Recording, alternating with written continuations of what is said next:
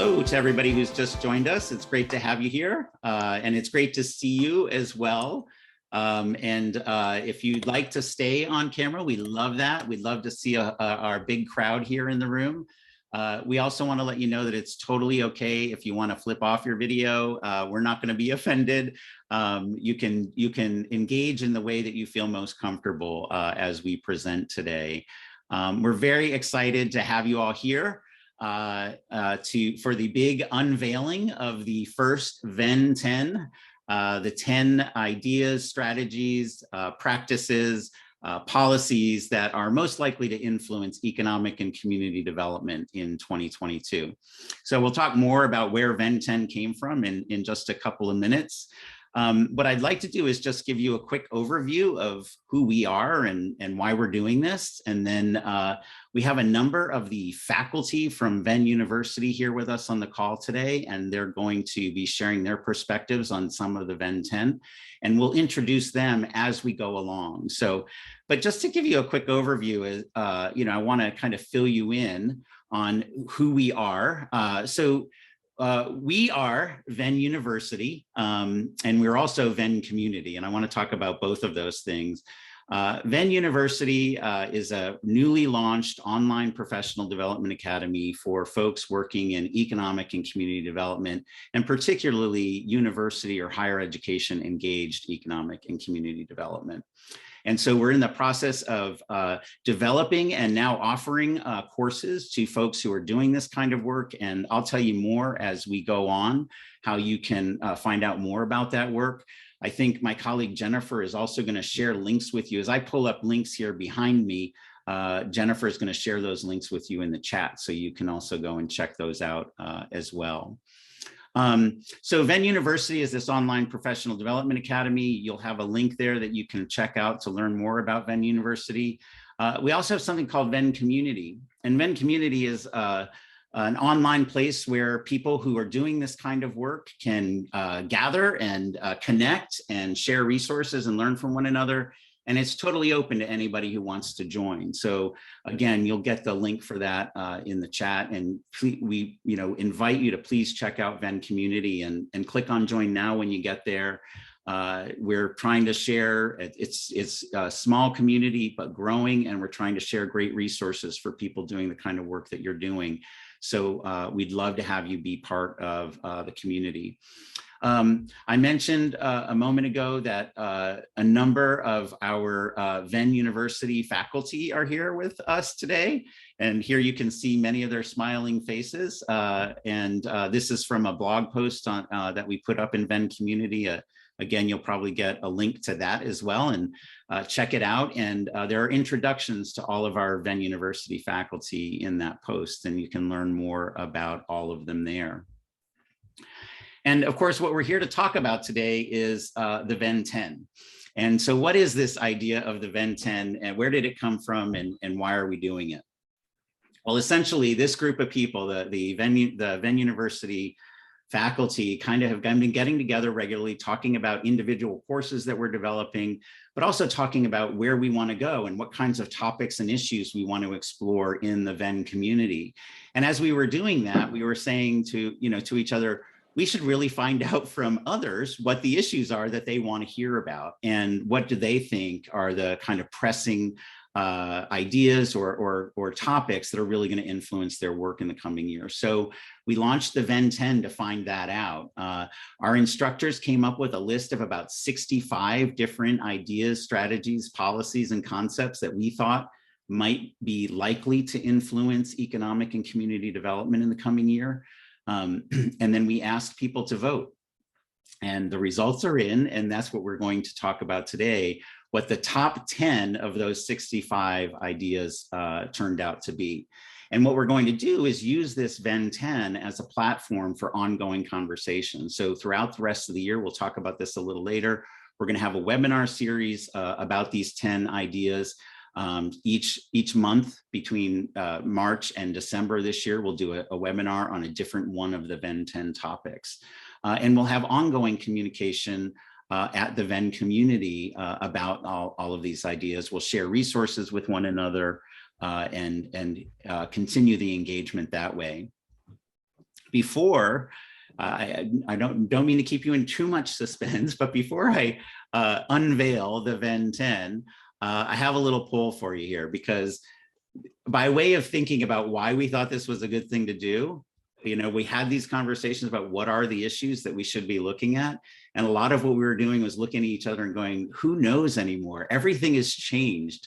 The last 2 years have shifted everything. We've all experienced some really big shifts, no matter what world we're working in, but we felt in particular, folks in economic and community development, we're seeing some shifts that we're going to affect the way we look at our work in the coming year. So I have a little poll here for us for you to share what you have experienced with regard to shifts in the last couple of years. So what's shifted in your work during the last couple of years of disruption? You get to check all that apply, and note that the last one option is, I can't think of anything that hasn't shifted. So please do share your thoughts on that poll, and I'm going to share the poll with everybody in just a couple of minutes, so that we can all see what people's perspectives are on these big shifts that are happening. Again, what we're focusing on this year as part of the Venn 10 and the webinar series and the community engagement that we're doing around it, all has to do with this idea of how have economic and community development shifted, and what are the things that are influencing those areas of work in the coming year. The work that we're doing has changed. I think in a second we're going to hear, I think everybody's had a chance to weigh in here. So I'm actually going to end the poll, and I'm going to share it so that you can all see what you said. And interestingly, 80% of you have changed your job in just the last couple of years. So that's a big shift that many of you will be dealing with. The point is that all of us are experiencing these shifts. It's going to mean that we have to think about a variety of different issues and trends and policies and all kinds of things that are shaping the work that we try to do every day. It's also going to shift the way we approach our goals for the impact that we want to have, as well as the way we go about working towards achieving those impact goals. So we thought the time was right, given all of this disruption. And I have sort of a picture of disruption here that that in this kind of very disruptive time, we're all trying to figure out where things are going. We thought it was the right time to have this conversation about the biggest trends and issues affecting economic community development. So I've brought members of the Venn University faculty here to join me to have this conversation as we talk about what the Venn 10 are. Of course, we want all of you to be part of that conversation as well. So we're encouraging you to share your questions and your thoughts in the chat as we go along. By the way, just to get started, so everybody has a sense of where we have folks here from, I encourage all of you to put in the chat your name, your geographic location, and what you do, and maybe who you do it for, what organization you work for. And then that way everybody will get a chance to kind of get a little bit of an introduction to everybody that's in attendance. Please do share those things, and then share as we go along. Feel free to share any of your thoughts in the chat and any questions as well. I'll try to keep my eye on that, but my colleagues are helping me keep our eye on the chat as well. And at towards the end of this, we'll have a chance to engage you all. We'll look for your questions. We'll ask you to ask the questions out loud yourself, or if you just want to put them in the chat, that will be fine too. So how did we determine the Venn 10?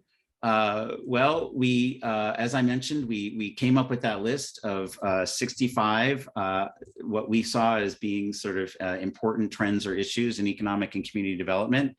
We distributed a ballot, and we left that ballot open for about 3 weeks. And then we tallied the responses. And again, we came up with the top 10 issues. So without further ado, I would love to share with you all the Venn 10 for 2022. And I say for 2022 because we think this is the first annual effort like this, and we're looking forward to doing it again next year. I just want to be clear that as I go through each of these, I'm not going in any particular ranking order. These are all just in alphabetical order.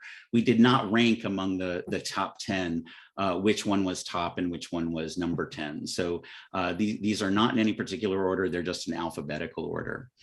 So I apologize. I just have to make sure I get the right window open here, and I have many windows open. So the first of the Venn 10 for this year won't come as any surprise to any of you, I'm sure. Diversity, equity, and inclusion. These are issues that have been around for a long time, of course, but have gotten a lot more attention in just the last couple of years. So to talk a little bit about diversity, equity, and inclusion, I'd love my colleague, Julia Potter, first to give a quick introduction of herself. Julia?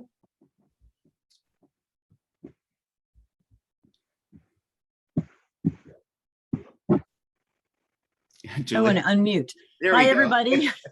I'm Julia Potter, and really what a pleasure and honor to be with all of you here today for this conversation. It's so good to meet some new folks and to see some old friends in the group. So I'm Julia Potter, and I am a member of the Venn University faculty. My career in higher education has been at California State University, Northridge. I had an appointment there in extended education at CSUN, and I served as the Director of External Relations and Special University Projects, reporting directly to the university president. At the end of 2020, I did retire from CSUN after a 14-year career there. But last summer, the university asked me to come back and to work with them on a social justice project that's funded by the city of Los Angeles. My career at CSUN also included service on the board of directors for the University Economic Development Association, which we also call UEDA. And UEDA is a national professional association with a focus on supporting university-led economic and community development. So Jim, I, of course, was so excited to see diversity, equity, inclusion remains a key factor and a key influencer. The fact that it was on the list for 2022 is significant in many ways. I feel that the urgency and the importance of recognizing and embedding the drivers of DEI to create and sustain a culture in our work as professionals in the economic and development sector. I think that has been, as you said, and certainly continues to be a priority for us. I also think that the emergence of this on our list is indicative of thinking about economic development more holistically as the effort to fuel prosperity, broadly defined, and well-being in our communities. Jim, I also appreciate the consideration about the shifts in economic development and the increasing influence of those shifts. And I am one of those folks who said, I can't think of an area where change hasn't impacted me. So with that, I want to say that I think a shift that I see now is the recognition that diversity, equity, and inclusion deserve more attention as three distinctive themes and goals. An important point. We all know that there's quite a body of research and data that demonstrates the advantages and vibrancy that diverse teams, a diverse workforce, diversity in leadership, a diverse community brings forward, especially in our work as economic development and communities of all sorts. Yeah. We have more and more examples of good work being done to seek out diversity and implement strategies to support more diversity. Clearly, there's more intentionality. Julia, thank you. Thank you so much. You've got lots to say about diversity, equity, and inclusion, but we do have to keep going, right? So thank you so much. And you're absolutely right. There's a lot more examples now, and we will be exploring those examples as we go forward. In fact, diversity, equity, and inclusion will be one of the first webinars that we do. We're going to talk about the next few months of webinars before we finish today. But Julia, you're still on because the next topic that is among the Venn 10 is related. It's economic mobility. And you mentioned the fact that we have to focus on prosperity for all. And certainly economic mobility talks about that particular issue. What are your perspectives and experience, Julia, on how economic mobility will influence economic and community development this year? Thanks, Jim. As you can see, this is all pretty important to me. So my experience is economic mobility is clearly still a key indicator of our success as economic developers. In my work, I always looked at social mobility and economic mobility through the lens of the university and looking at the outcomes for our graduates in the workplace and in the community here in Los Angeles. But as we know, it's also an indicator of the health and well-being of communities. I think that is going to be more and more relevant in 2022, and I see that as a key shift in looking more broadly, and that certainly will be influenced by the work to increase equity and inclusion in our work. Yeah, definitely. These are interrelated. So thank you so much, Julia. Next topic in the Venn 10, our third, is energy. I don't know what happened here, but I didn't think energy was next, but that's okay. We're going to go with energy. And hopefully we'll come back to the other ones, and they're in this slide deck, I hope. So going forward with energy, we were kind of surprised. We put a number of innovation topics into the ballot. Many of them were focused on different aspects of manufacturing, the blue economy, a number of other areas. And we were influenced by for a lot of those by the Build Back Better regional challenge grants and the finalists in that. And we looked at what the finalists were in. Energy was certainly a significant chunk of them, but clearly people are thinking that energy is going to be an area of focus that will help us build resilience. And resilience has been top of mind for people throughout the pandemic in the last couple of years. And with, increasing issues around climate change, all of this kind of brings up these issues. We didn't have anybody on the faculty who were keen to jump in and talk extensively about energy, but we will have a great webinar later this year about energy, and we'll make sure we bring some people who are really smart about that particular topic. And so all I'm going to say now to the instructors that are here, the faculty members that are here, I have no idea what order these are going in at this point. So I'm going to go on to the next one, which is entrepreneurial ecosystem building in economic development. So many of you who are here in attendance have probably heard a lot recently about entrepreneurial ecosystem building. And you've heard that that is an area of focus. The Kauffman Foundation is spending a lot of money and energy on helping to make sure that entrepreneurial ecosystems and the builders of those systems can be supported in their work. What's kind of new, though, is that conversation about entrepreneurial ecosystem building is now getting inserted into the conversation about economic development. So I have a couple of our instructors here wanted to talk a little bit about this concept. I'm going to ask you both first to do a quick introduction, and then I'm going to come back and ask you for your reflections on this. So Kai, would you do a quick introduction first?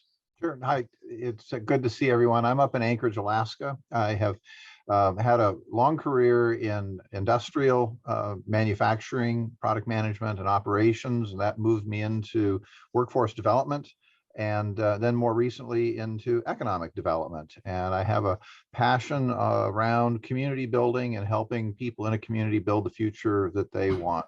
And I'm excited to dive into a little more detail on that in a minute. Thanks, Kai. And Dorothy. I'm Dorothy Ayer, and I'm formerly the Associate Vice President for Entrepreneurial Affairs and Technology Commercialization at the University of Cincinnati. And as part of the role that I had there, I was also a loaned executive to Cincy Tech, which is a regional entrepreneurial signature program in Southwest Ohio. And I was loaned from the university to help get that started. It was initially a state-funded program, and it gave some real energy and focus to entrepreneurial ecosystems in our area. So it was very much a signature activity. Thanks, Dorothy. Kai, before I ask you the question to chime in with your perspective, I just want to you all probably have not been flustered about this as I have been, but I realize now that the outline I gave you all was not in alphabetical order for our 10 topics, but that was the order we wanted to present them in. So we're going in alphabetical order. If you want to look at your outline and make sure that you're reorganizing it in your head in alphabetical order, that might help. So Kai, what is your perspective, your experience on this idea that entrepreneurial ecosystem building is becoming a bigger part of the economic development discussion? Yeah, great question, and I hope you got your hook ready, because you've teed me up for, okay. for hours. Don't worry. He's got mute control. No, I just like to say, I guess, briefly, a couple things. I think the awareness of how important entrepreneurship and innovation is to our country's economic future has intersected with the energy topic that we just talked about, and the transitions that are happening have intersected with the issues of climate change that are driving some of our priorities and a sense of urgency. And they're driving things like food systems and food security. And these all intersect together when we have these discussions. We're working on a conference coming up in a month from now that is embracing this intersection of innovation, workforce development, economic development. They all come together. The final point I want to make is that there's this growth that has just exploded, I'd say in the last 5 years, around the open innovation approach of how government, existing businesses, and the entrepreneurial ecosystem are coming together to do far more productive work collaboratively. That the days of entrepreneurial ecosystems being kind of this cute little fun thing, maybe they do a little pitch competition once in a while, and we think that that's kind of interesting. They've realized that now is coming into the mainstream. So Kauffman Foundation's work, like you mentioned before, their studies have shown that essentially all net new job creation in this country is coming from new businesses. And we have to recognize that innovation matters, and we have to be able to figure out how to use it to strengthen our existing economy while having the capacity to embrace these new transitions. Thanks so much, Kai. And I really like the fact that you talked about how they're all coming together. I didn't mention this, but Venn University, we get our name from the Venn diagram of talent, innovation, and place, because we believe that you can't work on any one of those pieces without thinking about the others. So thanks, Kai, for underscoring that. Dorothy, what are your perspectives on this idea of entrepreneurial ecosystem building and economic development? Well, first of all, I forgot to mention in my introduction that I'm also one of the faculty for Venn University. Yes, you are. Yeah. Sorry about that, Jim. At any rate, it's certainly a passion for me in the areas in which I have worked. In terms of thinking about how it's changed, though, over the years, from when I first started, I think that now what we're seeing is it has to be a much more comprehensive approach, and that it can't involve any one entity. A lot of times it was viewed as this is what the university does, but now I think we see that the university cannot do all the heavy lifting alone. You have to have the relationships, the partnerships, and it truly is an ecosystem. We used to say ecosystem, but now it was nice language to have, but at this point I see it has to be an ecosystem, and I think it's integrated into most all the important economic development initiatives that we have at the core. I think that the one caveat that I'm going to mention, though, is a concern that I do have, because we've had such economic development challenges in the recent years. I think sometimes we look at the entrepreneurial ecosystem, particularly the ones that are initiated in the university, as being responsible for solving all the problems. And that is a concern, because we cannot do it alone. And that's always been my bias. We have to have the partnerships to make this happen. Thank you very much, Dorothy, for those thoughts. So let's go on to the next topic. The next topic is environmental sustainability and climate impacts, which are also, an important issue. We mentioned earlier when we were talking about energy that these are part of the concern, and that maybe even be making energy such a concern for folks is the fact that environmental and climate impacts have created such a problem. So I'd love to talk about environmental sustainability and climate impacts, Nancy Franklin. So Nancy, first, a quick introduction. Hello, everybody. Nancy Franklin. I'm a Venn University faculty member and also principal of Franklin Solutions. Franklin Solutions works with universities as well as communities and different kinds of organizations and government officials who are part of communities to create robust and vital places. My background includes work in the university sector, particularly with Penn State University, where I did quite a bit of work in sustainability, creating with others a sustainability strategic plan for the university, as well as standing up a sustainability institute. Prior to that, Virginia Tech did a lot of work in regional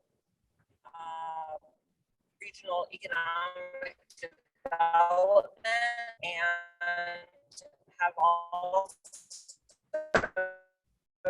done an extensive amount of work in workforce development, and I'm currently serving as the Chief Innovation Officer on an interim basis at Radford University, working on competency-based education. Thank you so much, Nancy. So what are your thoughts, your perspective, your experience on why environmental sustainability and climate impacts are such a big part of how we think about economic and community development now? Well, I think that the focus on environmental sustainability maybe had been more of an academic issue. At least it was in academic circles a big point of discussion about how that we're experiencing a lot of global climate change. But at this juncture, so many of us have been impacted by changes in climate, that it's not just people who happen to live on the coast. Many of us that are seeing extensive changes, and this means that we have to really rethink a lot about our communities and about how many of our systems operate. So I think that it's just become a much more prevalent issue. The UN has come up with a set of goals, and increasingly a lot of organizations are focused on aligning their operations with sustainability goals. Thank you so much, Nancy. Yeah, absolutely. These all of the folks who are worried about the economy, developing communities have to be worried about these kinds of impacts and thinking about sustainability goals as we move forward. And so clearly, one can certainly see why that would come up as an important issue for folks who in economic and community development. Next is equitable growth and entrepreneurship. And so again, this is somewhat related to some of the issues that we talked about earlier with regard to economic mobility, diversity, equity, and inclusion. So guess what I'm going to come back to. Julia, what about your thoughts on equitable growth and entrepreneurship? Thank you, Jim, so much. So clearly, equitable growth is very much in line with our previous discussion. You know, when you think about diversity, equitable growth, it really is about access to opportunity, engagement for all. And it's up to us to be more mindful about being not part of the activity, the loss that would represent by being in a community that was indeed impacted by inequity and exclusion. So this clearly is going to be an impact in 2022, something that we need to be mindful of, put a lot of energy towards, and really catalyze a practice that's going to stimulate that kind of creative, entrepreneurial, innovative, out of the box from a diversity of ideas and notions and experimentation. That's really where we are right now. Would you say, Jim? I think the biggest thing that I hear, Julia, when it comes to these conversations is we all need to be talking about who's not at the table when we talk about our economic development goals, our entrepreneurship goals. If there are people that are not at the table, we're not going to achieve our goals with regard to equity. And so equitable growth in entrepreneurship, it's not a surprise that this is one of the top issues, and it will stay top of mind for all of us working in these areas for the coming year. Next, our next topic in the Venn 10 is evolving the university engagement mission. And I think it's really interesting that folks were asked, what are the things, affecting economic and community development? And people basically said, well, the way that universities play a role in these activities is part of it. And importantly, the university role might need to evolve a little bit as we think about how they can best be engaged. So I'm going to ask a couple of you to chime in on this. Tim, we haven't heard from you yet. Tim Franklin, just a quick introduction from you, Tim, and then I'm going to ask Lou to introduce himself. Then I'll come back to you for your perspective. Sounds good, Jim. I'm driving, so I won't make eye contact very much. But Venn University on the move. That's right. I'm currently a principal and co-founder of Franklin Solutions, working with Nancy, and I'm also job sharing with her at Radford this year. And my role is an interim special advisor for partnerships. The bulk of my career, though, was working in economic engagement. I retired from New Jersey Institute of Technology, where I had co-founded and was chief operating officer for the New Jersey Innovation Institute, which was very much around technology development and marrying the university's mission around economic engagement with technology development in the greater New York area. And prior to that, I was at Penn State and began an organization called Transformative Regional Engagement Networks. Thanks so much. Thanks so much, Tim. I want to get to Lou's introduction real quick here, if we could. Lou, can you do a quick introduction, and then we'll dig into a little bit on this evolving the university engagement mission question. Well, actually, I put in a little bit more than most people in the chat, so you can read that. Okay.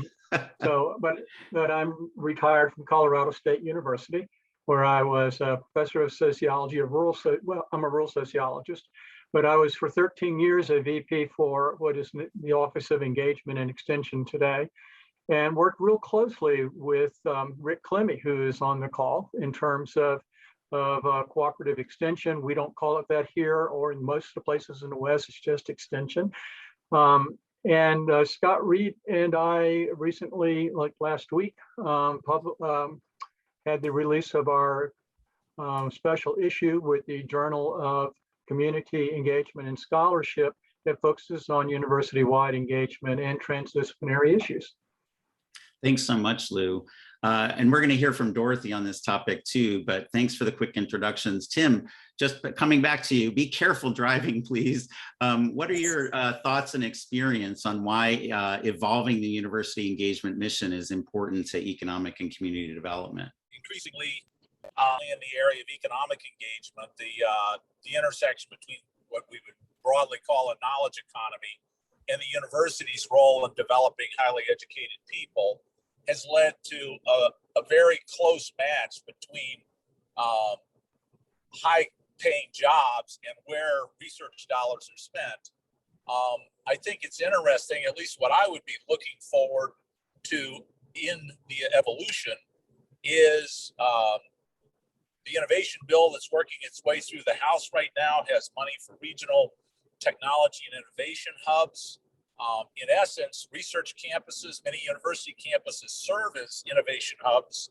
I think the opportunity to do that more remotely from campus would seem to be part and parcel with many of these developments of additional infrastructure in the country. So I think there's going to be an opportunity. I have been waiting at some level for a 21st Century Hatch Act to begin to utilize and marry more closely the university's core assets and the objective to try to develop and spread out some of these high wage jobs that are part of this innovation bill. Thanks, Tim. Those are great ways of seeing how the university engagement mission can evolve to be more responsive to economic and community development.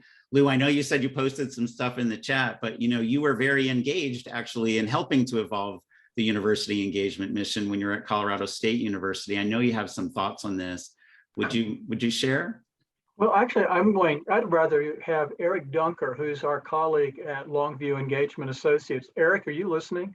Eric seems to be sort of having a side meeting right now. So. Eric, are you there? Yes, sorry, they came in. Eric has actually lived this in two different ways. And so I think I'd like to have Eric talk about his much more applied vision for university-wide engagement, especially with community colleges. Great. Thank you, Lou. Thanks for passing. Eric, don't forget to give a quick introduction of yourself before you share those thoughts. Sure. Yeah. I mean, I put it in the chat, but Eric Dunker serves as Associate Vice President, essentially for workforce for Arapahoe Community College. It's in the southern Denver metro area. We have about 12,000 students. Prior to that, I worked for Scott Reed as a Regional Director for Engagement and Extension for Oregon State University. So I've bridged both worlds. But really what Lou was saying, what struck me when I was doing engagement work, still am, but is engagement cannot be a zero-sum game. You have to make sure any new partnership, any new initiative you have going on, there's got to be a revenue model that sustains it, right? Because you need to hire a new person or create an infrastructure. And I think what burns people out is when you're doing these great things, but you don't create a sustainable infrastructure. So part of what my talk will talk about is there's four main ways that you can basically generate revenue, right? Through public grants, private philanthropy, fee for service, and appropriations, both local, state, and federal. And oftentimes we're dependent on typically one of those four areas. And how do we diversify, how do we reach out to partnerships and then find a win-win solution to increase not just the engagement, but the sustainable revenue model to really, increase the value of that partnership. So Jim, do you want me to talk a little bit about reskilling, upskilling too?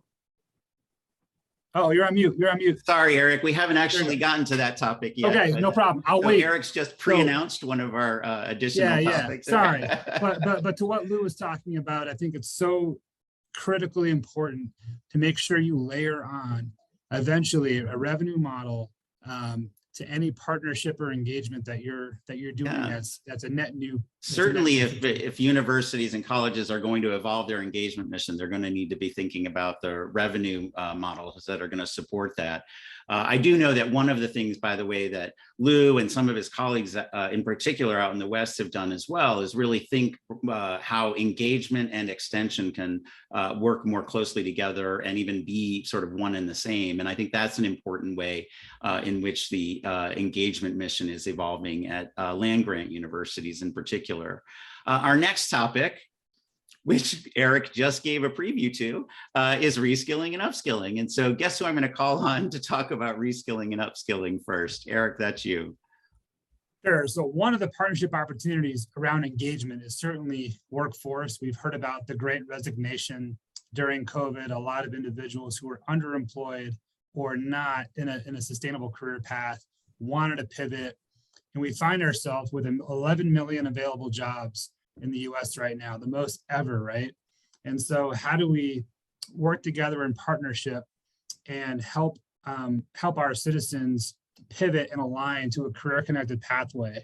And a lot of that is going to be really upskilling and reskilling both current workers. So the greatest asset an industry has is their current workforce.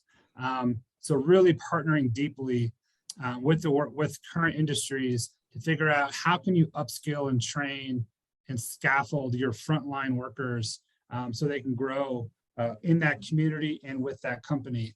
And the other one is how do we create new pipelines for underrepresented students to industry? And a lot of that is going to be around stackable credentials, creating short milestones. The Gen Z generation isn't really as interested in the 0 to bachelor's degree. It's more of the 0 to industry certification, to associate degree, to another certification, to a bachelor's degree, right? So how does our ecosystem come alongside of that? What are some structures at play? So then that we're really going to create an ecosystem that's going to upskill and reskill the community around you, because that is your community's greatest asset to grow your workforce. Thanks very much, Eric. And Nancy, you also had some thoughts on reskilling and upskilling that you wanted to share.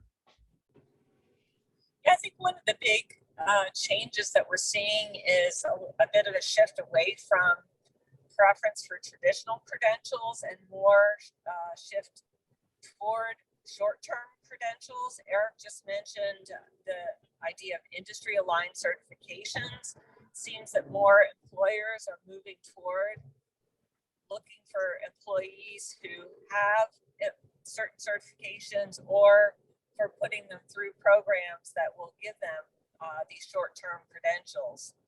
And I think one of the challenges for higher education is to reference back to Eric's comments, to figure out how to stack those credentials in a way that people can earn while they learn. So people are able to take a credential, put it to work, and then as they progress through their career, can continue to build on that base and eventually move toward degrees that make sense in their field. Thanks. So I'm sorry, Nancy. Yep. No, that's great. Okay. Thank you so much. Great perspectives. And by the way, reskilling and upskilling is another one of the webinar topics that we'll be addressing soon in just the next couple of months. So we'll look forward to having folks come and join us for that. We have only 2 more topics to get to. Before we get to them, I do want to remind everybody that we'd love to have you all join the conversation. Please do add your questions or just your ideas and comments to the chat, and or in a couple, or just be thinking about them, because in a couple of minutes we'll ask you to chime in with those. So the next topic, the penultimate of the 10 topics that we found are affecting economic and community development in the coming year, is strategic doing. And it may be that some of our attendees are not among the initiated with regard to strategic doing, but don't worry, we're going to fill you in on it. It is a number of us in the Venn University faculty have some experience with strategic doing, and we found it a very powerful tool for complex collaboration. So with that, I think what I'd love to do is ask Kai to chime in. Kai is one of my fellow strategic doing practitioners. And Kai, maybe you also could add just a little bit more about what is strategic doing before you share your thoughts about why it's important to economic and community development. You're on mute, Kai. You'd think I'd learn.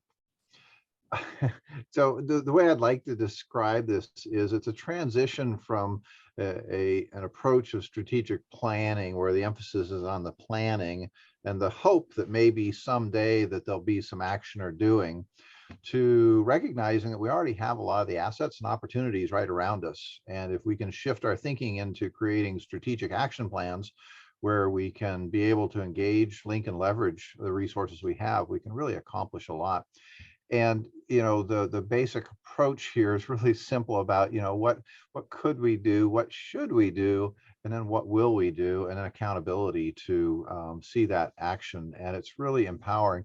I'll just kind of summarize and wrap up here by saying one of the hallmarks that I've seen in the last couple of years, and particularly with the EDA Build Back Better and Good Jobs challenges, is these newer grants have been predicated on the idea that these different siloed organizations would get together and form coalitions and backbone organizations. And it has been remarkable to me that consistently folks are actually coming away from that process excited about realizing how much work was going on, that they recognize that they weren't doing as much collaboration as they wish they had been. strategic doing gives us a way to make that a process that we can scale up and do more of, and accelerate the work that we're all doing by learning how to do it together more effectively, quicker, and with greater results around shared outcomes. Thanks so much, Kai.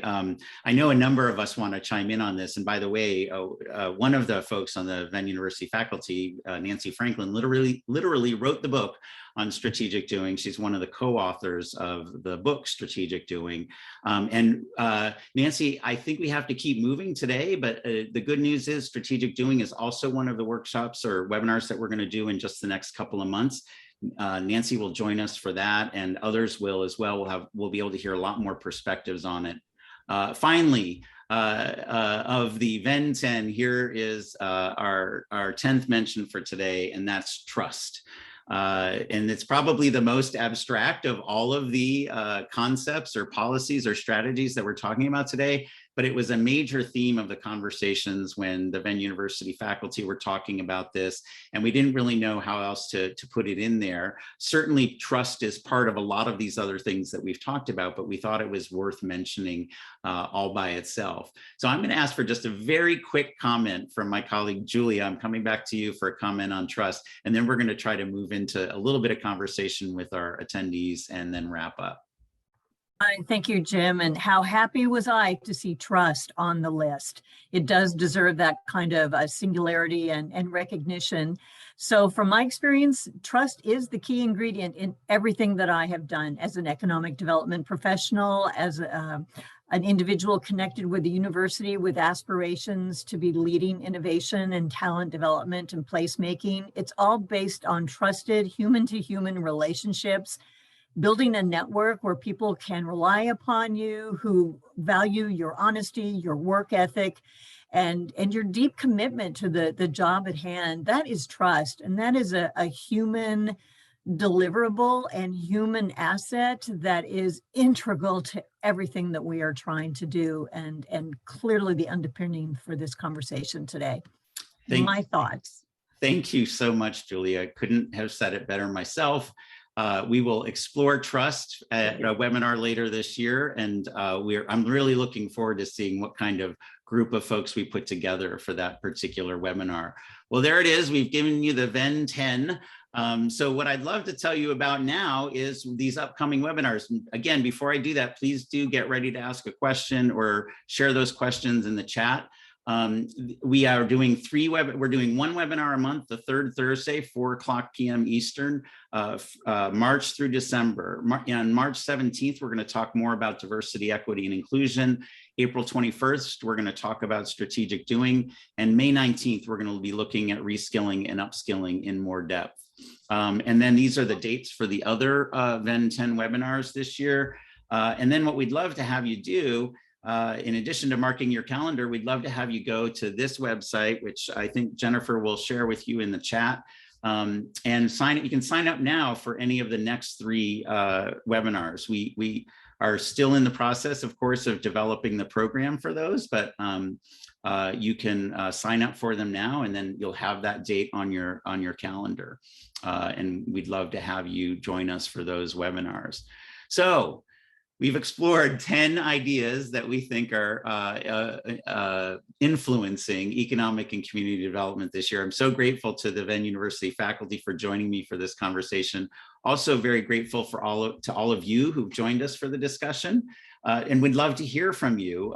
Share your thoughts or questions in the chat, or raise your hand, or just go ahead and unmute yourself and ask your question. Any of those will work.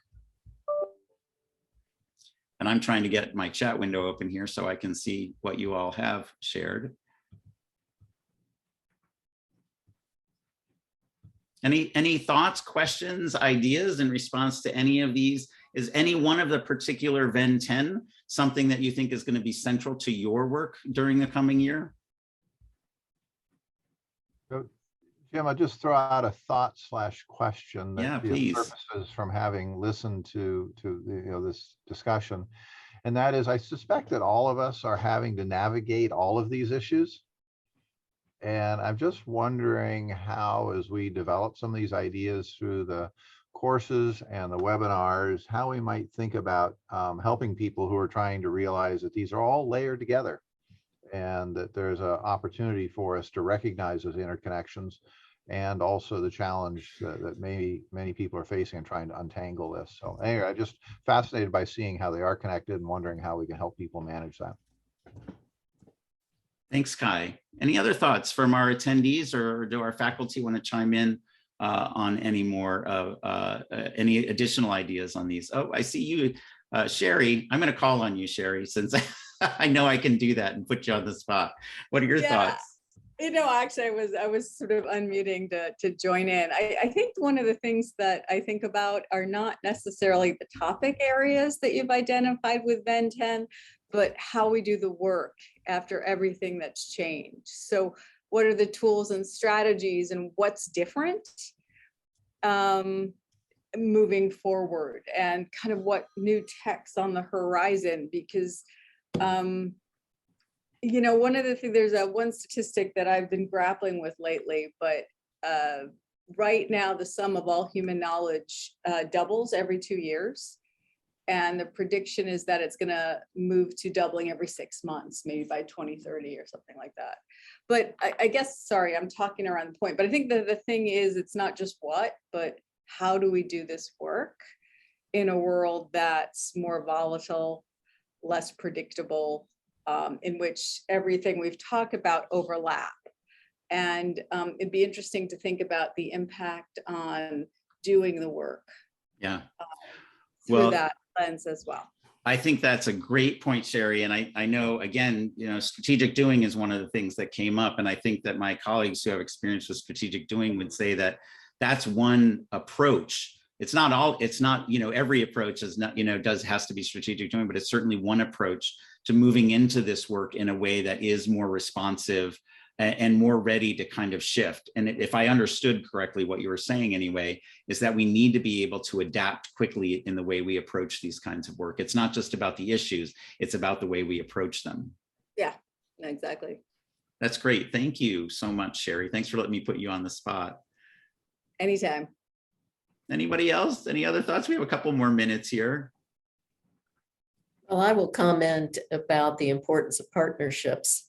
As you look at that list that you just presented, as has already been mentioned, there's not one topic that is a discrete topic and not one topic that is a simply addressed topic. They are all highly complex issues, and it's going to require a lot of coming together around these topics to solve the issues and to move forward.